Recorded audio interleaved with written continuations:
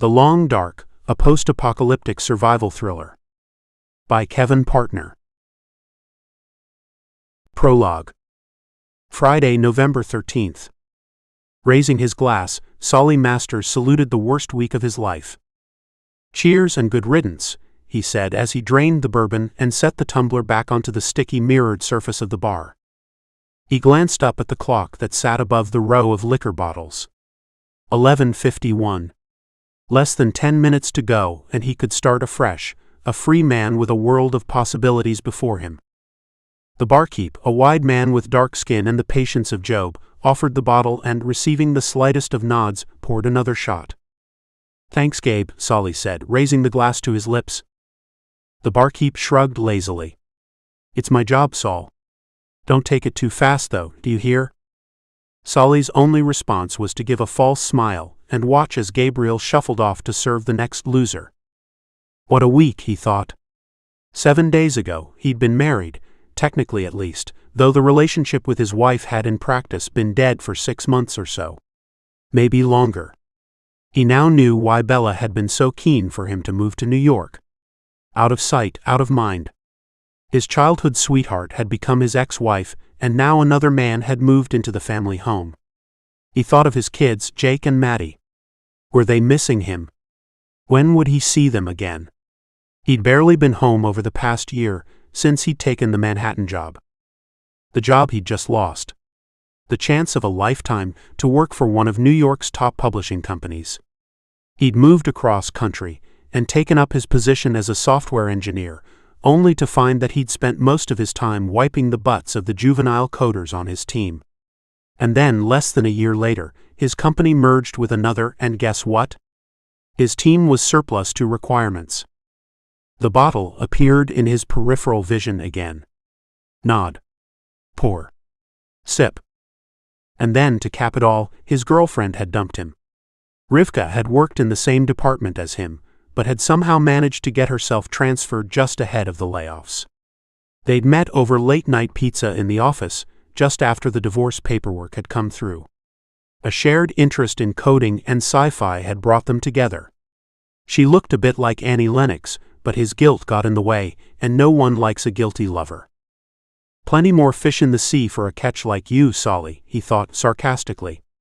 Though he'd believed he was happy with the one he already had. Just goes to show. Divorced, unemployed, alone. What a week. He glanced up at the clock again. 11:55, 5 minutes to go, and Friday the 13th would be behind him. He didn't recognize any of the other drinkers. Some were sitting, heads bowed along the bar, and others nursed their drinks in the booths by the windows. The TV, which hung from a pillar in the ceiling, was showing the weather forecast, but Solly didn't need any bearded geek to tell him it was snowing. Then, as he was watching, the scene changed to a stern-faced young woman. A scrolling caption beneath her proclaimed breaking news. "Gabe," Solly called. "Gabe." He waved his hand at the TV, and the barman turned the volume up. "Died," the solemn voice said. "I repeat. Shock news. We can confirm that the entrepreneur and global philanthropist Annabelle Lee has died." Utter silence fell in the bar. It was as if the world was holding its breath. Solly only realized his mouth was wide open when he felt the dribble running down his chin. She was dead? How could that be? How could the woman credited with saving the lives of millions around the world have possibly lost her own? He noticed that the news presenter was still speaking, and she was obviously as shocked as her viewers. Her eyes glistened, and the fake serious expression typical of her breed had been replaced by genuine human emotion. Korolyov's malady, a rare form of degenerative nerve disease. Many are asking how it could be that this illness was not detected early enough for it to be cured. Twisting his wrist, Solly glanced at the readout from his Bonesware monitor. He'd been ignoring its persistent buzz because he knew well enough that his blood pressure was high, and had often wondered whether being constantly monitored like this was being truly helpful, or whether it was merely feeding his hypochondria. The scene on the TV had shifted to show the entrance to a black glass building. A podium stood there, drenched in artificial light, and the caption that scrolled along the bottom of the screen explained that a statement from Lee's husband was expected at any moment. "Gabe," Solly said. "Pour me another, will you?" Without turning, the barman slid the bottle along the bar. "Knock yourself out." Solly gave himself a generous measure, and then looked up again as the newscaster's voice announced, "Scott Lee, husband of Annabelle, will now make a statement." A thin man in a black suit was standing behind the lectern, holding a slate and composing himself. Lee had jealously guarded the privacy of her close family, while being an entirely public figure herself. Solly wondered how she'd kept her illness secret. 11:59. Solly watched the clock as he watched the man on the screen. He felt ashamed that this tragedy hadn't given him some perspective on his own problems, but the trouble was that whatever happened to anyone else, he was stuck in his own life, in a perfect storm of his own making. But tomorrow will be different. "And this is the message she wished me to read to you," the man continued. "My friends and fellow human beings, I have devoted my life to your service, and now that it has come to an end, I wish only to say goodbye." He put down the slate, stared into the camera, and dropped like a stone. "What the hell?" Gabe yelled as the bar erupted with noise. Everyone was talking at once, and the scene on the TV shifted to the viewpoint of a shaky camera as its operator tried to get close enough to see what had happened. Big men in black coats formed a protective barrier. One drew his sidearm and pointed it at the camera. He appeared to be yelling to stay back. It was at that moment that Solly realized he'd had too much to drink. What he wanted, above all else, was to sober up instantly. His mind was treading water as the drama threatened to overwhelm it. He dropped off his bar stool and steadied himself. He could watch this unfold from the comfort of his own bed, and without all the noise and hysteria of the bar. They all knew the man was dead. No one drops like that and gets up again. Blue lights flashed, and the view switched back to the news anchor who looked like a rabbit caught in the headlights. "We're getting unconfirmed reports that Scott Lee has died. I stress again, these are unconfirmed." Solly had no doubt they would be confirmed soon enough. "Died of a broken heart," Gabe said as Solly pulled his coat over his shoulders and struggled with the arms. "Kinda poetic." The bar was quiet again, as everyone watched to see what would happen next. Solly, however, wanted nothing more than to get home. He looked up at the clock. 12:01. It was now tomorrow, and the first day of the rest of his life. He turned to go, and gave a drunken salute as he made his way to the exit. He didn't notice Gabe suddenly falling to the floor, the noise of the street drowning out the sound of the bottle smashing as he dropped. It had been snowing, and the sidewalks were covered in a wet mush that seeped through his shoes and froze his toes. He felt more alive as soon as he stepped out into the cold night air, and he walked steadily and purposefully toward his apartment. At least his layoff money would mean he could make rent until he found something else to do. Jackson Heights was getting expensive. Was it his imagination, or were the streets quieter than usual? Word spread instantaneously in the modern world, he guessed, and he was forced to push past pedestrians standing in the street gazing down at their phones as they watched the feed. "Hey buddy," one man said as Solly tried to make his way through. "Man down here." Solly snapped out of his commuter mode. A young man lay on the ground, and he was as dead as Annabelle Lee's husband. "Just fell over," the bystander was saying. "I nearly tripped on him." "Anyone called 911? "What do you think?" the man replied. "Something's wrong with the network, no one can get through." Solly looked down at the victim. Even under the sterile glare of the street lights, he was obviously Hispanic. He had a goatee, and one arm had fallen over his head, ruining his carefully gelled hair. It would have been funny if it weren't so shocking. He'd barely lived, and there, in a moment, it was all over. His smartphone lay where it had been tossed as he fell, and his bones display was flashing red on his wrist. There was nothing he could do, and Solly could feel the warning signs of a funk descending on him, so he left them to it. Well, he was getting his wish, he felt as sober as a judge. Adrenaline'll do that for you. His bones vibrated madly, but he ignored it. His medication was at home, and that was where he was heading. Oh, to hell with it, he thought, and raised an arm to flag down a cab. He could afford it, for now. 79th Street, Jackson Heights, he said as he got in. You listening to this? The cab driver said. His accent was Eastern European, and he pointed at the car's display which was showing the live feed. First she die. Then husband. Now others. The scrolling caption proclaimed an epidemic of seizures across the country. God in heaven. What was going on? Solly tried to ignore the news feed as the car picked its way through the streets. The reds and whites of the car lights popped out of focus as he leaned his head against the glass. It was warm and safe in here, and he felt a yearning for his own bed, unmade though it was. Sleep beckoned, and he hoped he'd awaken to a new world. It was slow going, but then, as they entered Queens, the traffic eased up a little, and the driver put his foot down. I want to go home too, he said as the cab weaved around a corner. Solly snapped fully awake at the squeal of tires only feet away. The cab driver let out a yell, and the taxi skidded sideways as with a massive heave, another much larger car plunged into it. With a deafening rush, glass exploded into the passenger compartment. Solly was thrown across the back seat before the door automatically swung open, and he fell into the wet street.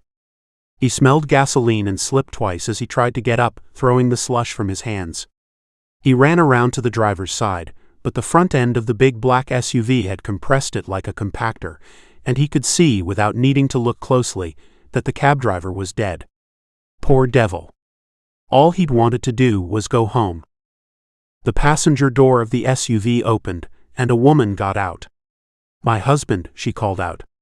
Solly realized that the smell of gasoline was becoming stronger, and he looked down to see a pool forming beneath the car, the snow melting around it. Get away from the cars, he yelled at the woman as he pulled her away. There's nothing you can do for him, run before it blows. To his dismay, other cars had stopped, and their drivers were jumping out to see what had happened. Get out of here, he yelled. But my husband, the woman shouted. We have to help him. Solly groaned in frustration and yanked on the driver's door. It had crumpled a little on impact, and it took 3 attempts before, with a final effort, he could pull it open far enough to look inside.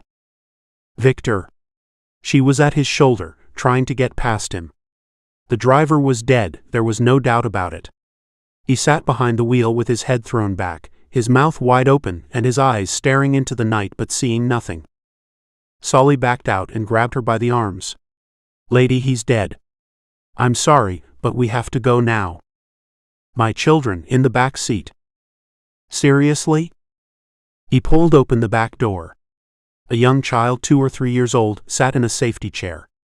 The instant she saw Solly, she began to bawl, and tears began flowing down her cheeks. Next to her was a boy of around 5, staring at him in silence. Can you get yourself out, son? The boy nodded, his face betraying the onset of shock. Will you help me with your sister? He asked, fighting to bring a calmness to his voice he didn't feel. The mother was trying to shake her dead husband back to life, oblivious to the fate of her children.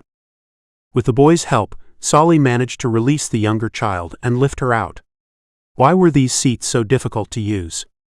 With his spare arm, he helped the boy to the pavement. Well done, he said as he led him quickly around the back of the car and stood the two of them on the sidewalk. Solly left them there, crying, as he ran back to the car, grabbed the woman by the shoulder and pulled her to where her children waited. They need you, he bellowed, before jabbing a finger in the direction of the SUV. He doesn't. Now take them somewhere safe. He turned and left her there. He had done his best, but he simply couldn't be responsible for everyone he met. Looking back, he half expected to see the cars going up in a ball of flame, but his eyes were drawn upwards by something that his animal brain knew was all wrong before his mind caught up. That plane was too low. Way too low. It was coming down. He heard the descending wail, just as the nose hit the side of a tall building off to his left.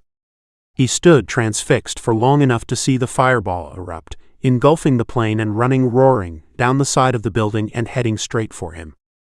He glanced desperately around, and just made it to the shelter of the subway entrance, as liquid flame reached street level and consumed everything and everyone in its path. Chapter 1. The wall of flame was gone in an instant, and then the screaming started. Solly opened his eyes to utter blackness, spinning around in panic before finally, patches of light appeared and he knew he wasn't blind. Pain stabbed at his chest as he took a lungful of the smoke and fell again, before crawling along the filthy, debris-strewn floor and pushing his mouth to the foot of a wall where he could feel a breeze of breathable air. He lay there, listening to moaning in the dark, as he fought to keep the bile in his guts from rising into his throat. "Breathe, Solly, just breathe. Help me." It was the sound of quiet desperation. The last seconds of another soul who moments before had been climbing the stairs of the subway. She was probably on her way home, he thought. Well, she was going to her eternal home now. Tears escaped from his tightly shut lids as he lay there, pulling in as little air as he could through a tiny gap between his teeth. A slickness spread up his pants and he put his hand down, fearing he'd wet himself, but it wasn't coming from him at all. He knew what it was and explored no more. Others had died around him, and it was for now best not to look. He remained there until the air began to clear, and he was able to gently roll onto his back. "You okay, pal?" A face looked down at him. "I'd taken you for another dead one, but you moved. Are you hurt bad?" Solly pulled himself into a sitting position and looked around him. The lights of the subway, those that had survived the explosion, were now punching through the black smoke as it cleared. A couple of feet away lay the body of a woman in a pool of her own blood, flashlights bouncing from its congealing surface. He shifted himself along the wall a little, as he realized that he'd been lying in the crimson puddle. "Can you get up? I'm a medic. Here to help." Taking the man's offered hand, Solly struggled to his feet and muttered his thanks. "Just see if anyone else is alive, will you?" The medic replied. Solly nodded and staggered toward the top of the stairs, but the arms and legs he could see against the light coming from below belonged to people who could no longer use his help, so, using the walls and handrails for support, he made his way around what remained of the entrance to the subway. There were no other survivors and no way out. In the dim light coming from behind, it looked as though part of the plane's fuselage had come to rest there. No, the only way out was through the subway, so after a final check he went back to the stairs and, stepping over the charred and stiffened remains of those that had taken the full brunt of the fireball, he moved carefully down the stairs. The medic was kneeling beside the hunched figure of an old man. At first glance, Solly had assumed he was an African American, but then he saw the man's hands, which were as pinky white as his own. The old man was crying, as wisps of smoke rose from the ruins of his face. The medic, bending over him, was sobbing as he apologized for not being able to relieve the man's torment. It was obvious that nothing could be done to save him or to make his passing quicker, and Solly was about to move on, unable to bear witness any longer, when he spotted someone sitting at the bottom of the stairs, apparently oblivious to the chaos. If only the old man could be that oblivious, Solly thought. Then, a desperate idea seized him. "Have you got any gear?" Solly said, crouching down. "Ah." Black ringed eyes peered out from beneath a hood. It was a girl. She could only be in her late teens, but addiction had robbed her body of any semblance of normal growth. Solly grabbed the filthy bag that lay beside her. She made a fitful movement but fell back immediately. "Not cool. My smack." He pulled out a grip seal bag with an inch of brown powder in the bottom. As he peered at it, the old man on the steps gave a shriek of pain. Solly took the half-empty liquor bottle that lay beside the girl and tipped the powder inside before shaking it. "Sorry, his need is greater than yours," he said before getting up again and climbing the steps to where the old man sat, sobbing in pain. "Here," he said, handing the bottle to the medic. "Alcohol and smack. The best I can do." The medic held it to the man's mouth and watched as he swallowed. After a few moments the old man sighed with relief, looked up at Solly, then grabbed the bottle and emptied it in one go. They watched the light go out of his eyes as his chest heaved one final time, and he was still. "Thank you," the medic said. "I couldn't leave him, but I couldn't help him either." Solly helped him to his feet. "I don't reckon there's anyone else here we can do anything for." I told everyone who could walk to get onto the subway. That's where the rescue services will come in, I think. If they're coming at all." The medic stopped for a moment. "What's that supposed to mean?" "There was bad stuff going down before that plane crashed. First Annabelle Lee, then her husband. I saw others just drop on the street. Then the plane went down. I don't reckon we can look for any help for a while." "I was just going on shift," the medic said. "Guess I'm going to be a little late." "Merrick's the name." "Solly." They shook hands and both headed toward the brightly lit platform. A train stood there with its doors wide open. Every inch was occupied as the survivors of the inferno and the puzzled commuters who'd happened to be on the train as it stopped at this station, crammed on board and waited to be taken away from the scene of devastation. Solly hesitated before following the medic onto the train. His mind was reeling from the events of an hour during which his world had turned inside out. Suddenly, with razor-sharp clarity, his mind latched onto the fact that he was trapped below ground. His only option seemed to be to get on the waiting train, knowing that he was putting his life in the hands of someone who could drop dead in an instant, just like the pilot of that plane. And the co-pilot. Good grief, what was going on? As he stood facing outwards, the doors began to close with the finality of a coffin lid sliding shut. Panic gripped him, and he leaped back onto the platform as the train was sealed. He watched Merrick the medic banging on the inside of the door as it began to move slowly along the platform. Now what? He cast around for another way out and saw a door, dimly lit in the corner of the wall containing the train tunnel. He ran toward it, ignoring the chasing footsteps of other stranded passengers following his lead. Maintenance personnel only. He ignored the sign and pushed the bar to open the door.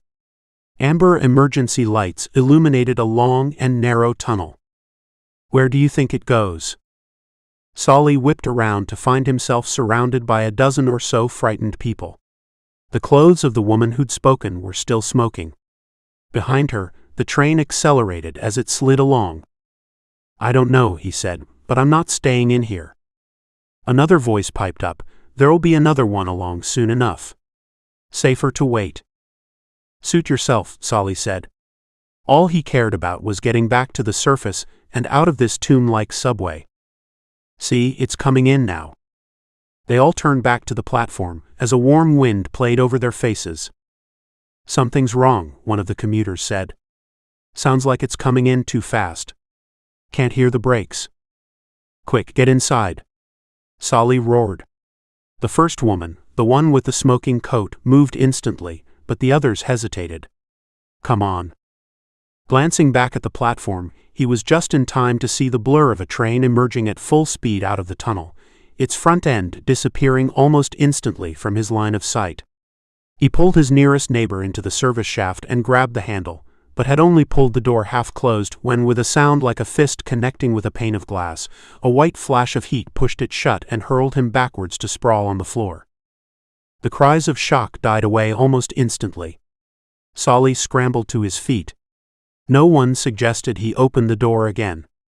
No one wanted to see what was on the other side. Solly took a quick head count. 8 souls survived. He felt a pang of sorrow for Merrick. He hadn't deserved to die. There hadn't been time to convince him to get off, and if Solly had tried, they'd both now be dead.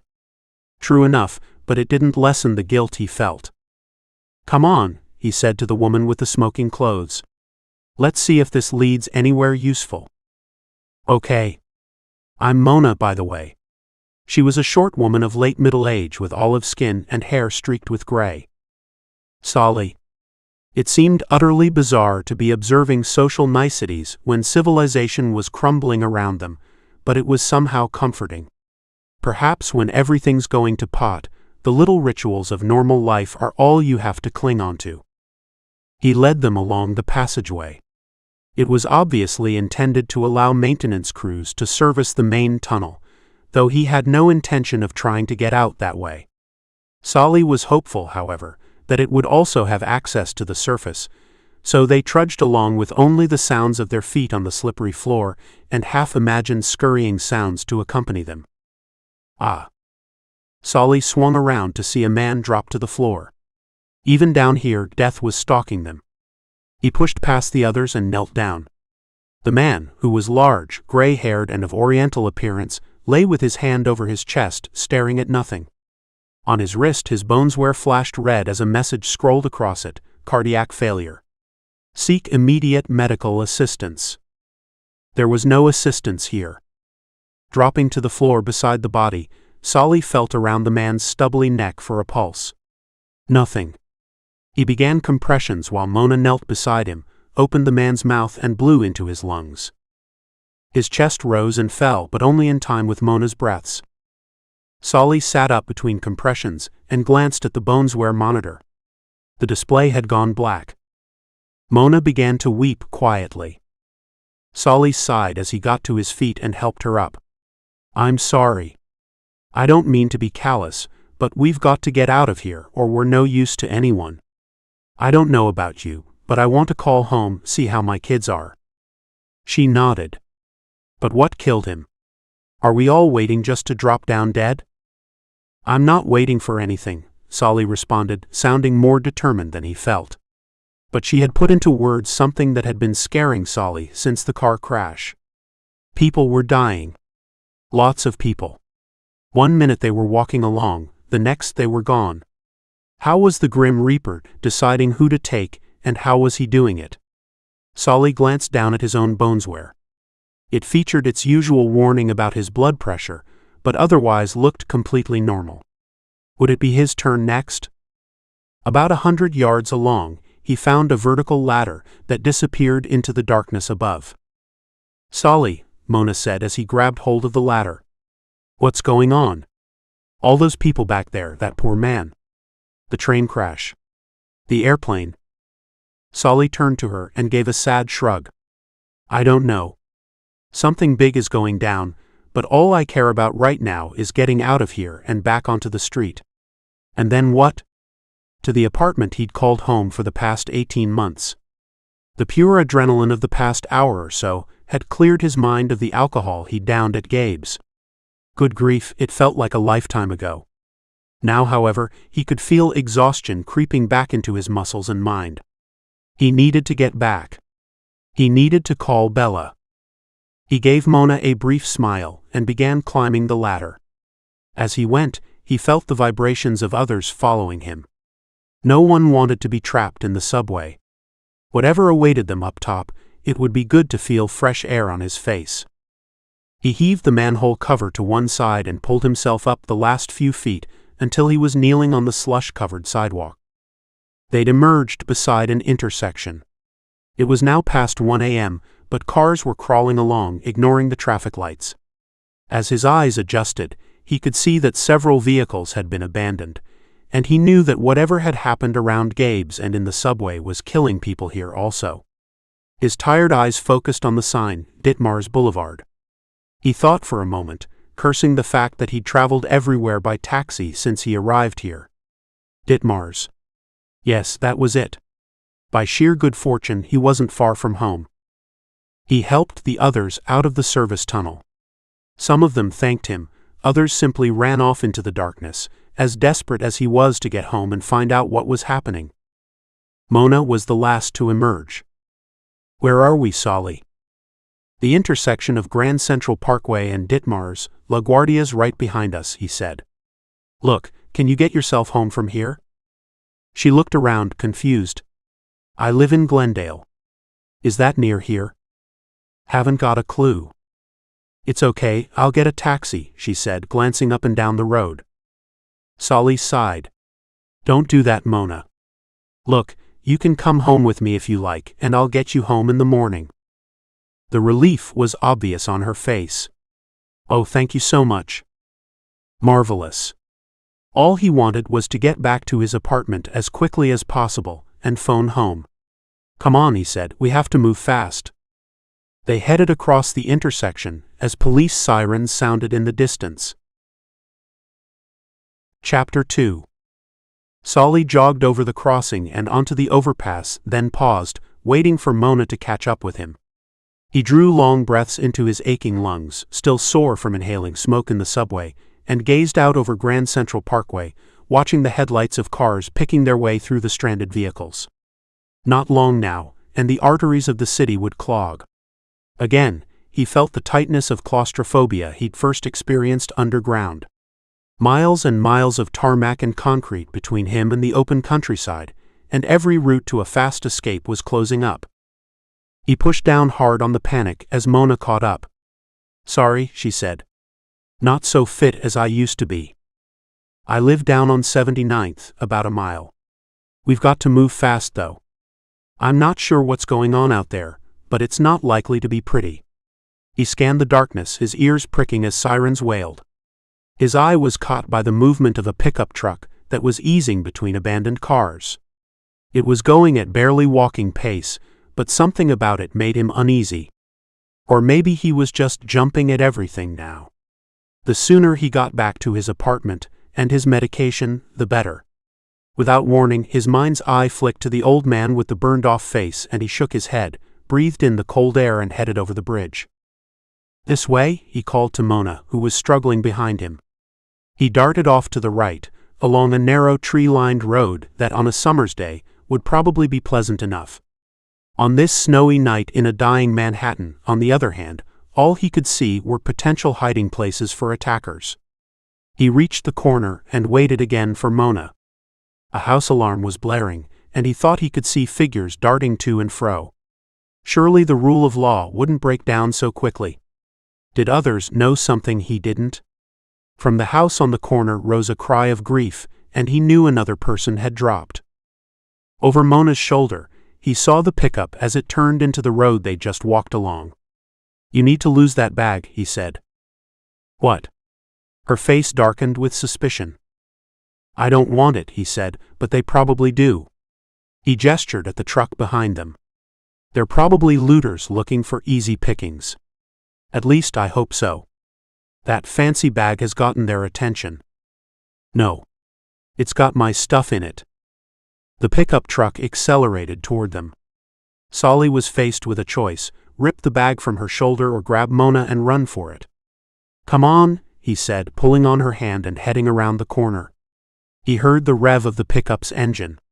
Somehow, his body found more reserves of adrenaline as he ran, dragging Mona along with him, down the side of the block of houses and across another intersection.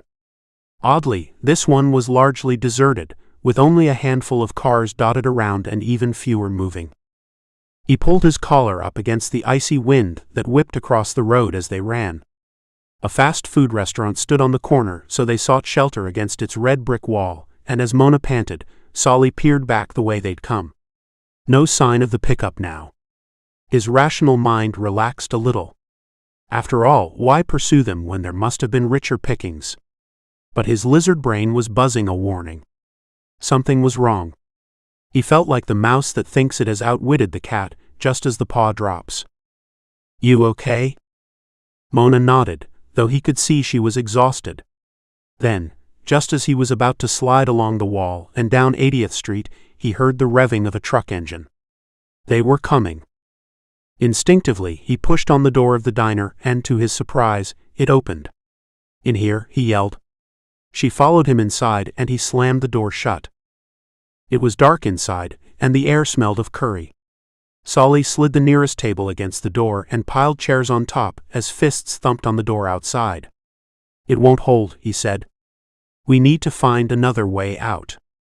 As they edged toward the kitchen of the dimly lit restaurant, a window smashed, and a bright ball of fire fell through the gap, rolling along the floor. It instantly set the nearest tablecloth aflame, and within moments, the inside of the restaurant was lit with a flickering orange glow. Solly barged into the kitchen and almost fell over the body on the floor. A man dressed to cook. Maybe he'd been washing up after the place had closed. No one had been there to see him fall, and Solly didn't have time to feel sadness or regret on behalf of the anonymous chef. He and Mona stepped over the man's prone corpse and headed toward the back door. As he went, Solly grabbed the knife that lay on the surface. The blade was filthy, but he was prepared to bet it would prove sharp enough. Flame erupted into the kitchen as the fire alarm blared. Sprinklers fired fitfully, but the air was close to unbreathable now, and their only chance was to get out through the back door.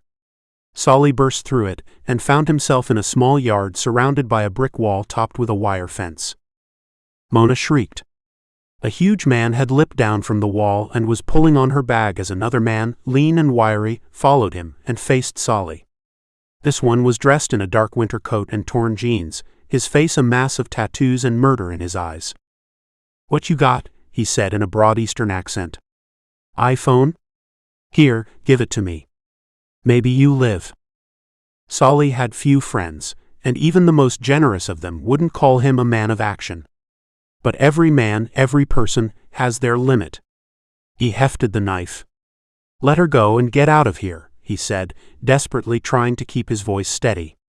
Mona's bag was now in the hands of the other thug, and she was now struggling under his grip. The thin man laughed. "You know how many I cut tonight," he sneered. He then held up 3 fingers. "This jacket, it's nice, no? Better on me than him." It was a universal law, it seemed, that as soon as any tragedy struck, the jackals would start preying on the weakest. Where were the police? Concentrating their efforts on the better parts of town, no doubt. Queens could fend for itself. Solly lunged, moving so fast he caught his opponent by surprise, his knife ripping into the arm of the coat he was wearing. With a cry, the man stepped back, then forward again, bringing his fist around in an arc that connected with the side of Solly's face and sent him reeling backwards as Mona cried out in dismay. The man was on top of him before he could recover. Solly caught the flash of a knife just in time to duck, flinging his arm out to protect himself. To his astonishment, the attacker shrieked as Solly's knife sliced into his shoulder. It was a complete accident, but Solly pressed his advantage by stabbing at the man's open chest with every ounce of rage and desperation behind the blow. The thin man dropped to the floor, shrieking with the knife embedded in his ribs. With a snarl, the thug who'd been holding Mona stepped forward, his own blade drawn. Ignoring his stricken comrade, he thrust out a huge hand, grabbed Solly by the throat, and propelled him against the wall. Solly felt himself being raised onto tiptoes, but he could do nothing to release that deadly grip. He felt his throat closing, and his peripheral vision began to close in, leaving only the scarred face of his attacker visible. The last thing he'd ever see. Bang! Red splashed the black, and he fell to the floor. Hands gripped him. There was something on his face. Blood. He looked up. "Mona?" Tears ran down her face, and she pointed at a small black object lying at the feet of the dead thug. "I had to do it, Solly. I couldn't let him kill you. Not after all you've done for me." "You carry a gun?" he managed. She nodded. "I got a license. That's why I didn't want to give up my bag." Solly stooped and retrieved the gun. It was a small revolver, the barrel still warm from the discharge that had felled the thug. "Here, you'd better have it back." "No, you keep it, till we're back at your place." Solly pocketed the reassuringly solid hunk of metal. "Help me." The thin man lay on the floor with the kitchen knife still embedded in his chest. Mona began to tear up again, but Solly felt no pity for this lowlife who only moments ago had been intent on slicing him up. Smoke was now billowing out of the kitchen door, and ignoring the dying man, Solly went across to close it. "No way back through there," he said. "Here, I'll lift you up." Mona accepted the lift and made it onto the top of the brick wall, before offering a hand down to Solly, wrapping the other around the iron railings. They clambered out and over as the thin man began to sob. "Here we are," Solly said. They stood outside a red brick 2-story apartment block. The branches of the bare trees lining the sidewalk danced in the freshening wind, the streetlights casting shadows that ran back and forth across the building's front. Mona followed him up the small flight of steps to the steel front door and watched, panting, as he fumbled for his keys before finally they were safely in the hallway. "I'm upstairs," he said as he led the way up to the first floor, and after locating his house key, they made it inside. As he stood with his back against the door, exhaustion, pain, and grief overwhelmed him, and what had begun as a sigh of relief turned into a river of tears. So much for starting a new life. "Be careful what you wish for, Solly, it might just come true." "It's okay," Mona said, stroking his arm. He opened his eyes and wiped the moisture away. She had a kind face that in different circumstances he would probably have found attractive. Coffee skin and deep brown eyes framed with frizzy gray hair. Pulling himself together, he activated the lights and gestured at the couch. "Take a seat," he said. "Sorry about the mess. I'll make us some coffee." As the machine warmed up, he swallowed his medication and by the time the coffee was ready, was feeling more stable. It was odd, but he'd never really felt at home in his apartment. It wasn't in the best neighborhood, and the landlord hadn't bothered to update the insulation, so it cost a pretty penny to keep warm, but right now it felt like a fortress against the gathering storm. He padded back into the living room and pulled the drapes, shutting the nightmare out. Mona had done a good job of clearing a space for them to sit comfortably. "Let's find out what's going on," Solly said as the TV powered up. He switched from Netflix to CNN. A newscaster he didn't recognize was speaking to the camera. Solly could tell from the look on the man's face that the situation was dire. A state of national emergency. I repeat, the White House has declared a state of national emergency. All police and military leave is canceled, and National Guard units are to begin mobilization immediately. Government officials are advising all citizens to remain in their homes and to await further announcements. And now for a recap of tonight's events, over to Chad. Another man appeared. He was wearing a dark suit and had the look of a graveside preacher. Just over 2 hours ago, at midnight, a wave of sudden deaths took hold across the country. The first victim, as far as we can tell, was Scott Lee, technologist and husband of Annabelle Lee, whose death he was announcing. Since that announcement, men, women, and children have been collapsing in a pulse that has spread from New York, where the announcement was made, across the country like a deadly ripple. Highways are blocked, all airports have been shut down, and the military is on high alert. We cannot say how many have died, though it is certainly millions, nor whether the pulse is over. We can only say that the America of a few hours ago no longer exists. We will keep broadcasting for as long as we can. God bless you all. Mona and Solly sat together in complete silence. So, they had been near the epicenter. Switching off the TV, Solly pulled his smartphone from his pocket and dialed. He was as ready as he'd ever be to handle whatever happened next. After seconds that felt like hours, a voice answered. "Solly, is that you?" "Bella?" "Oh, thank God. Thank God. You're alive." "I'm okay. Tired and scared, but okay. How about you? And the kids?" His stomach was so tight he could barely breathe. "Please God, let the children be alive. Please God." "Yes. They're still in bed. I couldn't see the sense in waking them." Solly nodded. "Yeah. They might as well have one more night. If what's happened here reaches you." "It has. Mr. Holstein next door, he died in front of his wife. She came around for help, but I couldn't get through to 911, so I went over there and then she collapsed. I tried to ring Todd." Solly's guts tightened even further at the mention of his ex-wife's lover. Ice ran through his veins and his head began to swim. Must be the medication. But he didn't pick up. "Solly, do you think he's all right?" "I expect so," Solly replied through gritted teeth. "What do you think it is? A pandemic?" Solly glanced at Mona. Suddenly, all his energy was sapping away, and he wanted nothing more than to get warm and to go to sleep.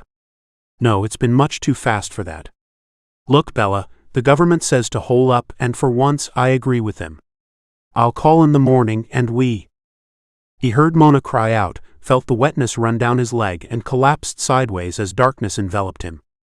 The last thing he heard was Bella's distorted voice. "Solly? Sol? Sol?" Chapter 3, Bella. Tears flowed down Bella's cheeks as she paced around the living room, praying that he would respond. But it wasn't his voice she heard next. "He's bleeding. Sorry, gotta go. I'll call later." Bella looked down at the phone's display as it went dark. It had been a woman's voice. She felt panic grip her, and raged at her inability to find out what was happening. He was bleeding. How? Was it serious? Serious enough to cause him to black out. So now her ex-husband, the father of her children, was over 1,000 miles away, injured and in the care of a stranger. Her shoulders dropped and she unmuted the TV. She'd been half watching it when she was on the phone, a melange of flashing red and blue lights interspersed with national, state and local government announcements printed on the screen. Stay at home. Lock your doors. Arm yourselves if possible. Await further instructions. Bella's instinct was to do exactly that, for tonight at least. Jake and Maddie could sleep through anything, it seemed, and she could see no reason to disturb them. As Solly had said, give them one more night of peace. For all his faults, Saul could be profound from time to time. Oh God, she thought, please let him be okay. She put the phone down and crept upstairs. Though the living room was brightly lit, in the rest of the house there was only the occasional table lamp to break the darkness. Ordinarily, Bella enjoyed the warm embrace of the Texas nighttime. But these weren't ordinary times. Maddie always slept with her door slightly ajar, so it was easy for Bella to slip inside without disturbing her. She knelt beside the bed and watched her daughter sleep. Maddie's eyeballs were flicking back and forth beneath closed lids, and she'd occasionally gasp. Perhaps she was having a nightmare, Bella thought. Would she awaken from one nightmare into another? Who knew what the morning might bring? She stood up with a grunt and shuffled out, taking one last look at the slumbering child. The calm before the mother of all storms. Jake's door was shut, but she risked turning the handle. She'd seen her daughter asleep, and now she needed to see her son. Treating the two of them equally had been her mantra ever since Jake had been born. She hadn't always succeeded, in truth. It had been his birth that had signaled the beginning of the end of her relationship with Solly. Never a passionate marriage. The difficulty of that pregnancy and the complications that followed it meant that she began to push Solly away. She asked him to be patient, and he was, while she got over it all, but she never did. Mom.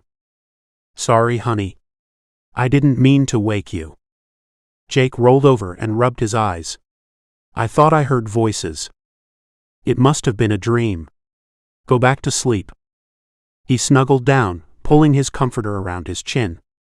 She could hear ringing from downstairs. Damn it, she'd left her phone on the couch. Bella tiptoed at speed out of Jake's bedroom, onto the landing and down the stairs.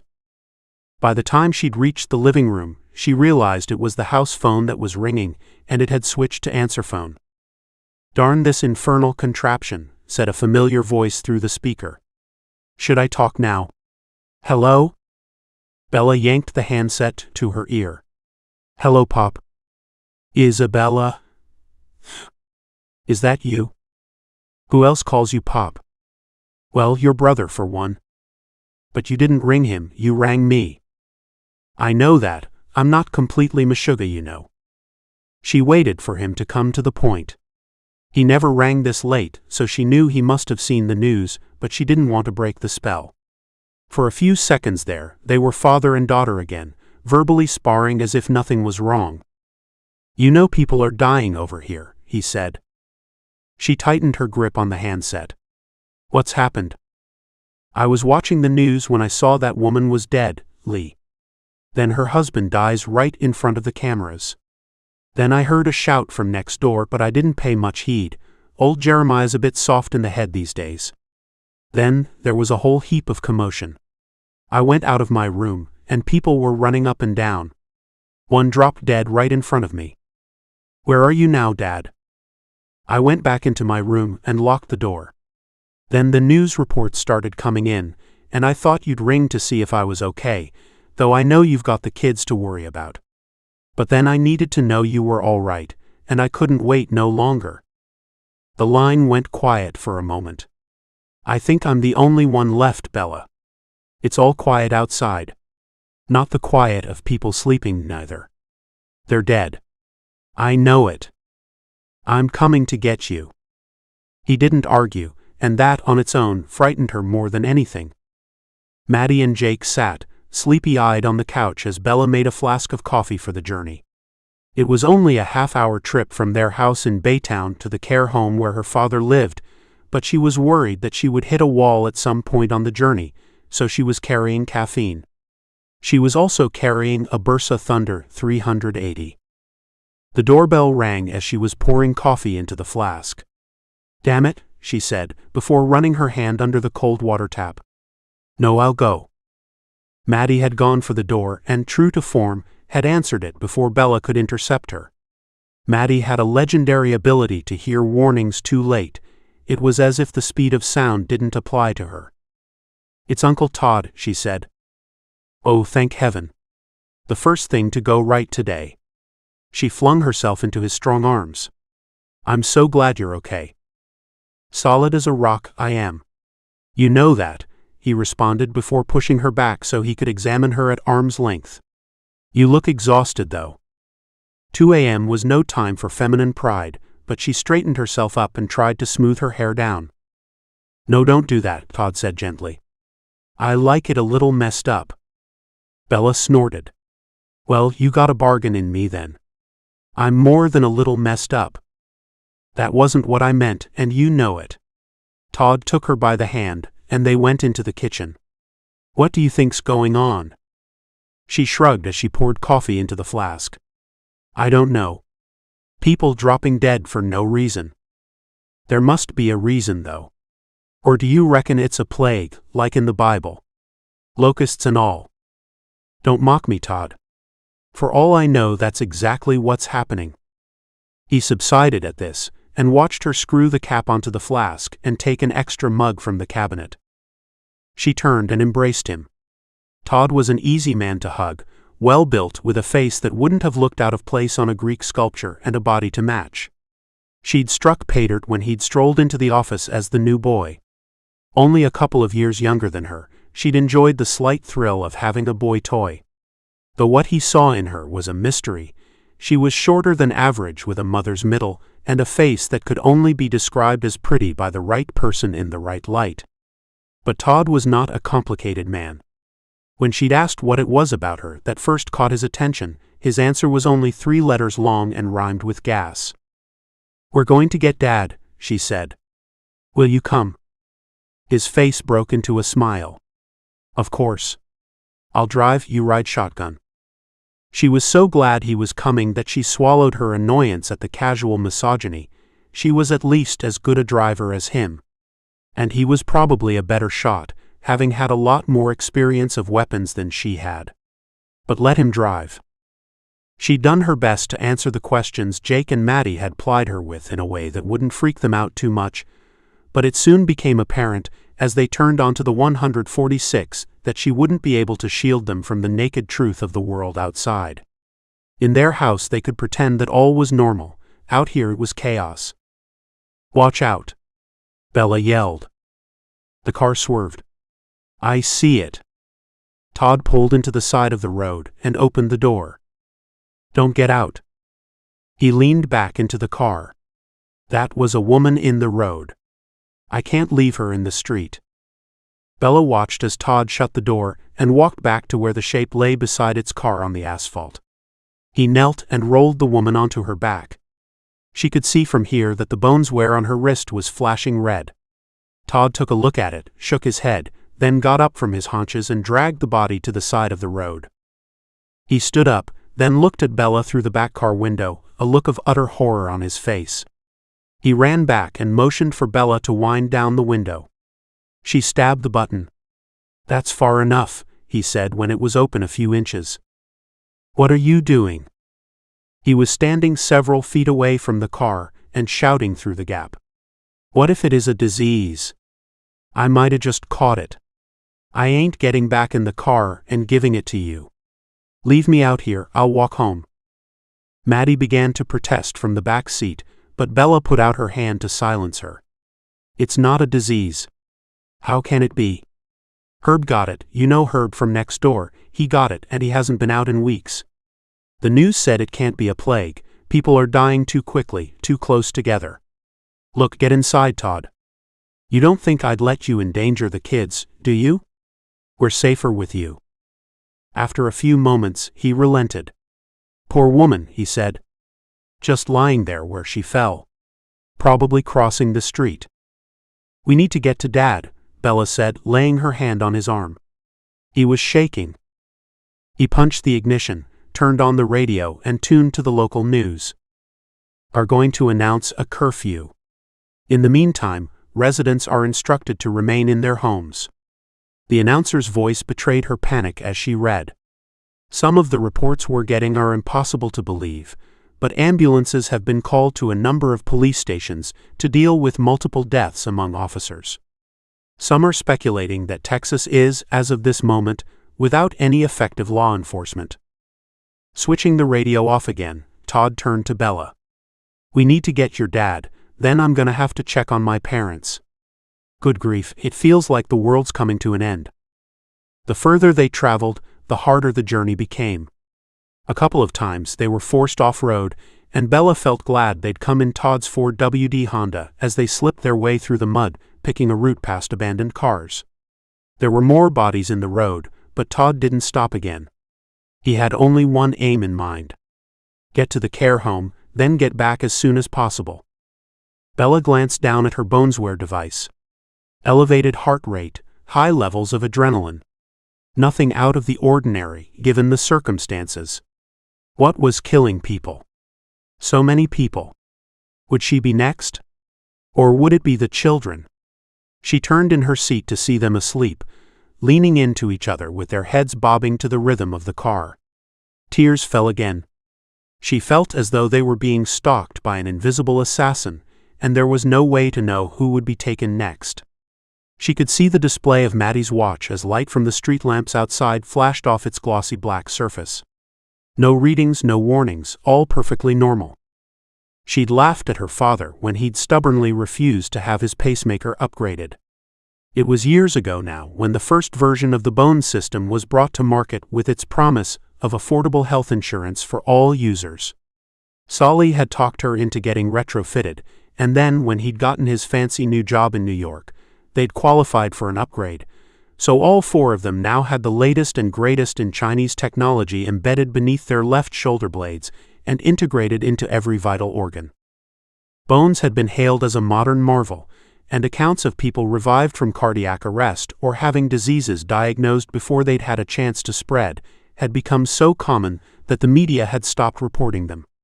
And yet Bones was not saving these people. Whatever was killing them was beyond its power to correct. Modern marvel, maybe.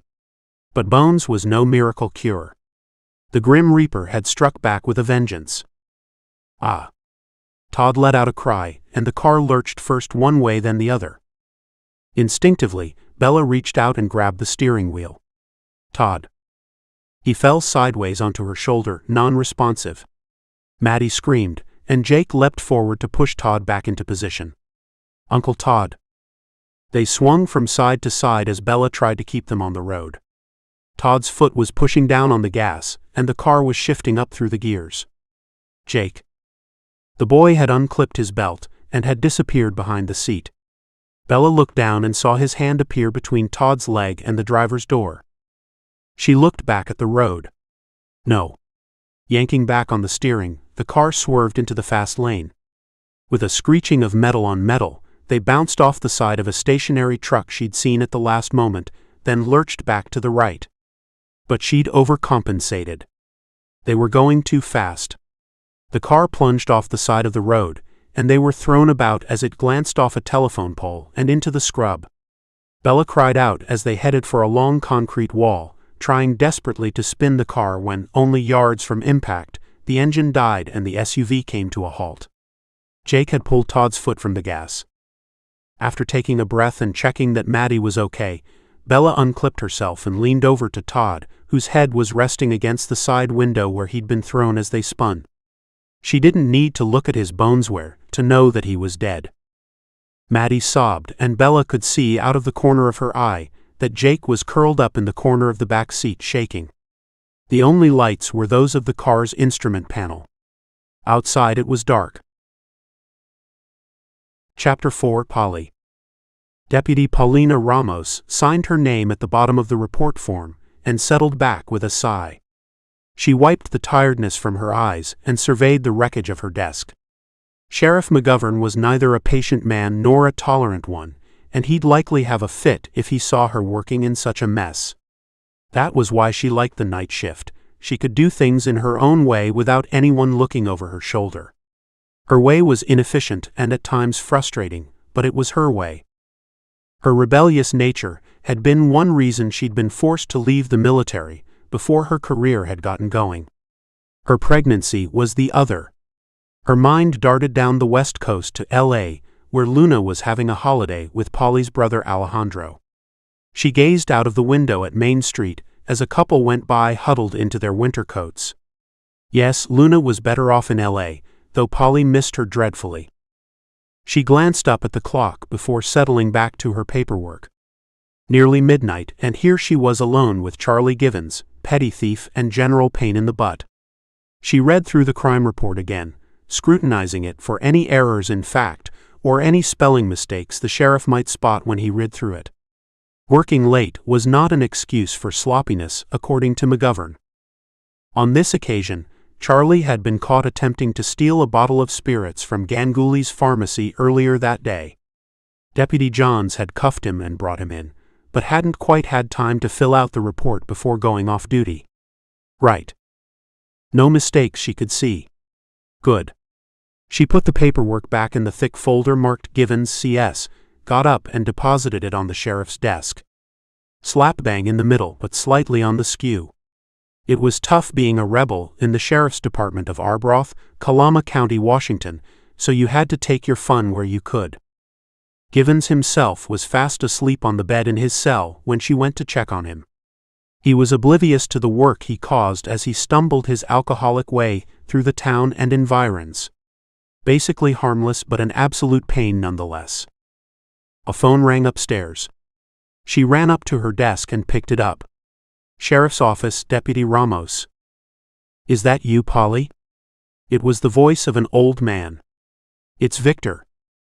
She searched her memory for a moment before the light bulb went off. Victor Franks, yes, ran a small farm southeast of town. It's me, Victor. What can I do for you? It's Gracie, she's gone and died on me. I tried calling 911 but I got no answer.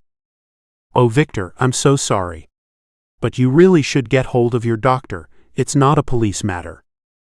She could hear sobbing as the old man held the handset away from his ear. You don't understand. Polly, it was me that done it. I killed her, I'm sure I did. A chill ran through her gut and she stood up straight. You wait there, Victor, I'm on my way. She made 2 quick calls before getting into the Cherokee. The first was to the sheriff, the second was to call in Deputy Johns to cover the office while she was out. It was now a little after midnight on Friday 13th, and the streets of Arbroath were quiet. She didn't bother with the blue lights. This was hardly an emergency since the murderer had, it seemed, confessed over the phone. Victor was in his 80s, and not likely to hot-foot it out of the county. Maybe this was just her lack of professionalism showing again, but she didn't want to wake up the whole town to investigate what was obviously a personal tragedy. It was only a few miles out of the little city to Victor's farm, and the adrenaline was just giving way when she spotted a car beside the road.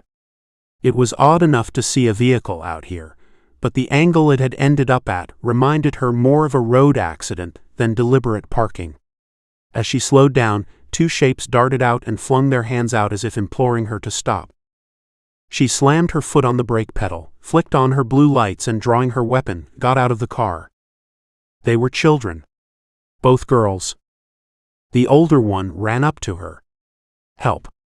Mommy's not moving. Slow down. What's your name?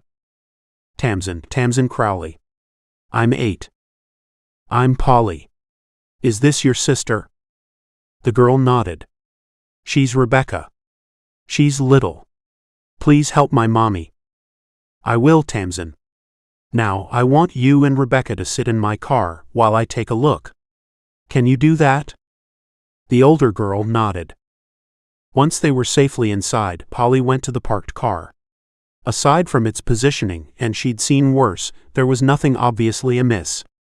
She opened the driver's door and shone her flashlight inside. A woman in her 30s sat with her face pressed against the wheel. "Ma'am?" Polly said, nudging the woman's shoulder. No response. She pulled her back into an upright position and gasped as the woman's dead eyes looked out into nothingness. Shock threatened to overwhelm her as she thought about those poor children, orphaned in an instant. Pulling herself together, she stepped away from the car and pulled out her personal radio. "This is Deputy Paulina Ramos, Sheriff's Department, Arbroath, requesting medical backup." She was greeted with static. Odd. Though it was late, she knew the county dispatch office was manned constantly. She tried again. And again. No response. In desperation, she rang 911 on her cell phone, but this time was told she was in position 775 in the queue. What on earth was going on? For now, however, she was left with no choice. Sheriff McGovern would be at Victor's place soon enough, and he'd know what to do. So she got back in the car, reassured the kids with white lies, and left the vehicle with their mother by the roadside. She spotted Victor Franks standing in the doorway of his brick and timber farmhouse, his frail form silhouetted in the yellow glow of the interior lights. "Wait here, kids," she said before activating the deadlock, checking her weapon and radio, and approaching Victor. "At last, I thought you weren't coming," he said. Polly gestured back at her Cherokee. "I had to pick up some kids along the way. Their mother died in her car." "Oh, the poor things," the old man replied, glancing over at the car which stood half illuminated in the driveway. "What a horrible night. I just put the news on. You know, to have the sound of another human being in the house after. I killed Gracie." Polly relaxed a little. There was no threat in this confused old man, so she let him lead her into the living room of their house. The TV had been shut down, presumably when he noticed her headlights through the window, and the body of an elderly woman was lying on the couch. She was obviously dead, but Polly went through the motions of checking for a pulse anyway. "What happened, Victor?" she asked, looking back at the old man who stood at the end of the couch, his face wet with tears. "It was all my fault. She said not to let Missy in, but I didn't listen. I like having her around, and it's a little cold outside." "Missy?" Victor shrugged as if the answer was obvious. "Why, the cat, of course." With an inward sigh, Polly said, "Go on, Victor. What happened?" "Well, she got all antsy about it on account of Missy helpin' herself to the rest of the can of tuna Gracie had a mind to having for her supper." Polly looked up from her notepad. "Go on." "Well, she fair roasted me. Said I was a lazy good-for-nothing. Told me she could have had her pick of the menfolk aroundabouts, but she drew the short straw and got me. I got pretty hot too, because I remember it was her who did the chasin' when we were courtin'." "Okay, Victor," Polly said, conscious that the sheriff could turn up at any moment and she needed to have at least the bare facts written down before he arrived. "How did Gracie die?" He threw up his hands. "She just fell down dead. I told her if she wished she'd never married me, then I wished I'd never even met her, and just like that, she dropped onto the couch and wouldn't wake up." He wiped the tears from his face. "Oh, Gracie. I didn't mean them words, I truly didn't." Polly felt an overwhelming urge to hug the old man, but professional restraint was essential right now. "You didn't touch her." He shook his head. "We was hollering across the room at each other." "She probably had a heart attack, Victor," Polly said. "You didn't kill her." "Oh yes, I did, as sure as if I'd taken a knife to her. I let the cat in, and she said not to. She'd be alive right now if I'd only done as she said." Polly guided him to the armchair, and he slumped into it, his head in his hands. She stood over him, finishing her notes as a red and blue pulse lit up the room. "Sheriff," she said as she opened the door on an ashen-faced Mike McGovern. He shook his head as if he'd been deep in thought, and then nodded over at her car. "Who are the kids?" "Their mother died at the wheel. I was on my way here and figured they would have to come with me." To her surprise, McGovern simply nodded as he came inside. "You been listening to the news?" "No, boss. I've been on duty." He turned to her as they stood in the hallway. Then you don't know. Them kids and poor Victor here, it's happening everywhere. People dying like flies. What? To keep listening to this audiobook, I've left you a link in the description so you can do it, at no cost thanks to Audible's 30-day free trial.